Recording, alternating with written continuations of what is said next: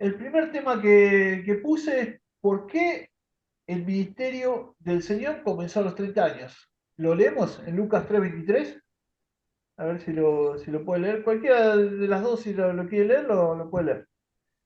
¿Por qué el ministerio del Señor comenzó a los 30 años? ¿Por qué? Eso es la pregunta. Sabemos que empezó a los 30 años, pero ¿por qué? ¿Por qué no empezó antes? ¿Por qué no empezó después? Jesús mismo, al comenzar su ministerio, era de 30 años, hijo, según se creía, de José, hijo de Eli. O sea, tenía 30 años y era hijo de José. Ah, bueno, ahí dice unas cuantas cosas importantes. ¿Alguien sabe por qué empezó a los 30 años? ¿Alguna de las dos sabe? No era por la edad, que por la que a esa edad se empezaban los ministerios, así de sacerdote y eso, Eso no es era eso por es eso. un motivo, ese es uno. Hay varios, pero ese es Ajá. uno. Sí, sí, el ministerio, según Deuteronomio, comenzaba a esa edad. ¿Pero por qué empezaba a esa edad? No ¿Por era qué? porque ellos a esa edad, no era porque ellos a esa edad eran ya grandes, vamos a decir, ya dejan de ser chicos, vamos a decir. Ajá, Las edades se contaban distinto a lo de ahora. ajá. O sea, No había sé, no madurado, sé. digamos, había madurado. Eh, claro, yo creo que ya tenían cierta edad como para Ajá, cierta edad, que eran adultos más ya. No ajá. sé, no, Está bien, está bueno, está bien, está perfecto. Había varios motivos. Eh, Primero, lograban cierto equilibrio emocional, cierta madurez espiritual, a los 30 años, en esa época por lo menos. ¿Eh? Era una persona que ya podía empezar a dar cierto consejo y ya había vivido cierta experiencia de vida con 30 años. Entonces, estaba en cierto equilibrio, ¿no? Esa más o menos. Vio que uno cuando es joven tiene mucho ímpetu y cuando ya es mayor ya está medio cansado. claro, Entonces, a los sí. 30 años hay como un equilibrio. Después tenían la fuerza suficiente para hacer los sacrificios, porque su físico se había desarrollado. Piensen que los sacrificios eran, a ver, acá tengo una foto. Miren qué pesada la res esa, o una Claro. vaca, no sé qué era. O Sí, sea, sí. había que tener mucha fuerza para levantar esto, ¿no? Y después Sí. había que matarlo y tronzarlo, que partirlo. Entonces había que tener mucha fuerza para eso. Después se acuerdan que hubo un hecho cuando el Señor se fue a bautizar con Juan el Bautista en el río Jordán. ¿Se acuerdan que el Señor le dice, este es mi hijo amado en quien tengo complacencia? A él oír, no sé si se acuerdan ese versículo. Sí, Bueno, amén. Amén. en la época, digamos, en esta época, a los 30 años, el chico o el joven iba a la plaza pública junto con el padre y el padre proclamaba, según la costumbre judía, proclamaba a gran voz en la plaza que su hijo iba a continuar con sus negocios. O sea, que su hijo era ahora digamos, la cara visible de sus negocios. Y después, como dice también ahí en Juan 14, dice que nadie viene al Padre sino por mí. O sea, para lograr acceder a los negocios del Padre, tenía que pasar sí o sí por el Hijo. O sea, no había otra forma. Esa era la costumbre judía. Entonces, cuando se va a bautizar el Señor a los 30 años, el Señor hace una declaración pública y dice, este es mi Hijo amado en quien tengo complacencia. ¿Eh? Así que eso es todo. ¿Por qué empezó a Amén. los 30 años? ¿Qué les parece? O sea, Claro, miren amén. todos los motivos que había para que empiece a los 30 años. Después, en Deuteronomio, vamos a leer los versículos. Él es nuestro sumo sacerdote según la ley judía. Lo podemos ver en Hebreos 3.1. Si quieren buscar alguno de estos textos, lo pueden buscar. Hebreos 3.1, 4.14, 6.20. Acuérdense que hay un cambio de ley, que ya lo hemos explicado en Hebreos 7, 11 al 14, donde ya no es la tribu de Leví, sino que Cristo perteneció a la tribu de Judá. Tocante a esta tribu, nunca hubo antecedente de nadie de Judá que haya servido en el altar, pero el Señor cambia esta ley para que podamos entrar nosotros, los gentiles, ¿no? Para llegar a ser un pueblo adquirido, un pueblo que antes no teníamos misericordia y ahora hemos alcanzado misericordia. Y terminamos con Apocalipsis 26, donde dice que todos seremos sacerdotes para siempre con el Señor. Así dice la palabra del Señor. Amén. Si leemos el número 4, 2 y 3, ahí está explicado claramente que un sacerdote o una persona que quería servir al Señor, el 22-23 y 29-30 dice que debía comenzar a esa edad, ¿no? Vemos que a esa edad se lograba cierta madurez espiritual y moral. ¿Quieren buscar alguno de estos textos?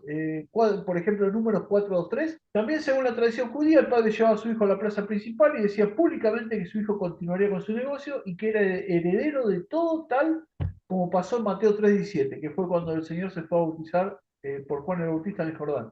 Y le entregó toda potestad a Cristo en Mateo 28:18. Yo mientras busco Mateo 28:18, ustedes si pueden buscar números 4, 2 y 3. Toma la cuenta de los hijos de Coat de entre los hijos de Leví por su familia según las casas de sus padres, de edad de 30 años arriba hasta 50 años, todos los que entran en compañía para servir en el tabernáculo de reunión. Ahí vemos que están, Al 20.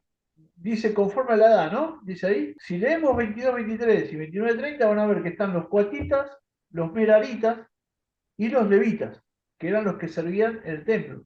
Ellos eran los encargados. Y tenían que tener esta edad para poder servir. A ver, 28-18 dice, y Jesús se acercó y les habló diciendo, toda potestad me es dada en el cielo y en la tierra. Ahí está la potestad que le dio el Padre al Hijo. Y bueno, y en Juan 14:6, ustedes ya lo saben, nadie vino al Padre sino por mí. Bueno, claramente dice que para llegar al Padre tenían que pasar por el Hijo. Es así claramente. Por otro lado, tenían Amén. suficiente fuerza para matar a los animalitos y poder manipularlo, trozarlo para él o los sacrificios, ¿no? Porque a veces los sacerdotes hacían varios sacrificios en el día, así que tenían que tener cierta energía, cierta fuerza. Claro, ¿eh? por razón. Claro. Claro. Bueno, leemos el último, Apocalipsis 26, que ya lo hemos leído muchas veces, Ah, pero sí. lo leemos para saber que nosotros también somos sacerdotes y seremos sacerdotes para siempre según el orden de Melquisedec, según el orden de Cristo. Amén. Así dice la Biblia. Dice, bienaventurado y santo el Amén. que tiene parte en la primera resurrección, la segunda muerte no tiene potestad sobre estos, sino que serán sacerdotes de Dios y de Cristo y reinarán con él 1000 años. ¿Qué le parece? Amén, Señor. Está clarísimo. Gloria a Dios. Así que Amén. somos sacerdotes del Señor. Otro tema que preparé acá. ¿Qué es amontonar ascuas de fuego sobre la cabeza del enemigo? Leemos Romanos 12:20. A ver, Romanos 12:20. ¿Qué se imagina que es hacer ascuas sobre la cabeza del enemigo? ¿Qué es? ¿Llamitas de fuego? Llamita de fuego. A ver. Juana, ¿tiene alguna? ¿No? ¿No hay otra opinión? ¿O brasas? O brasas. Brasitas, Y eso ¿no? está un poco mejor. Sí, está un poco mejor. Ah, así que si tu enemigo tuviere hambre, dale de comer. Si tuviere sed, dale de beber. Pues así esto ascuas de fuego se amontonará sobre su cabeza. Oh, ¿qué le parece? ¿Qué le parece? Bueno, muchos piensan que esto es una cierta como venganza, ¿no? Porque al hacer esto, piensa que la persona va a recibir un castigo, no solo en el infierno, sino que dentro del infierno un castigo superior, ¿no? Más o menos lo que uno se imagina, o no, bueno, no sé, muchos se imaginan esas cosas. Otros piensan que si se arrepiente, digamos que Dios pone juicio sobre la cabeza de esta persona, si no se arrepiente, pone juicio sobre la cabeza del enemigo y lo termina condenando, ¿no? Es más o menos lo que uno se imagina, ascua de fuego sobre la cabeza del enemigo, es como una antesala del infierno. Es lo que muchos a veces se imaginan con este tema. Vamos a ver qué significa. Dice, suena venganza o castigo inclusive si le hacemos bien a nuestro enemigo y no se arrepiente, la condenación al infierno será mayor. También podemos pensar que el enemigo se arrepentirá al nosotros hacerle bien. Bueno, nada que ver, porque se contradeciría con Mateo 5:44. A ver qué dice Mateo 5:44. O sea, podemos pensar que haciendo esto el enemigo se va a arrepentir. A ver qué dice Mateo 5:44. Pero yo os digo, amad a vuestros enemigos, bendecid a los que os maldicen, haced bien a los que os aborrecen y orad por los que os ultrajan y os persiguen. Eso es lo que dice en Amén. Mateo 5:44. Entonces, cuando uno le hace el bien a esta persona, a este enemigo, y nosotros hacerle bien, bueno, uno piensa que va a ser condenado. Es más o menos lo que uno se imagina. Este dicho proviene de Oriente y significa colocar carbones encendidos sobre su cabeza. Eso es lo que significa literalmente. Leamos Proverbios 25-22, a ver qué dice. Dice, y eran las brasas que se usaban para calentarse y para cocinar, y hasta a veces se intercambiaban entre vecinos y amigos cuando se les apagaban. A ver, Proverbios 25-22 leemos y ahora explicamos qué significa todo esto. En Oriente, la gente no tenía estufa como tenemos nosotros, no tenía electricidad, no tenían gas, nada. Así que lo que usaban eran brasitas para calentarse y para cocinar. Cuando la persona se quedaba sin estas brasas, lo primero que hacía es ir al vecino y pedirle brasas.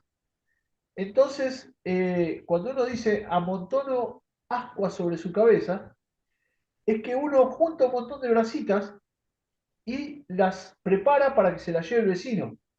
¿Cómo se las lleva? Bueno, se las llevaba en el mismo brasero, sobre la cabeza, o a veces, bueno, la llevaba con algún, digamos, recipiente que no traslade el calor, ¿no? Porque si lo llevamos sobre la cabeza, nos quemaría. Porque ascuas amontonará sobre su cabeza y Jehová te lo pagará.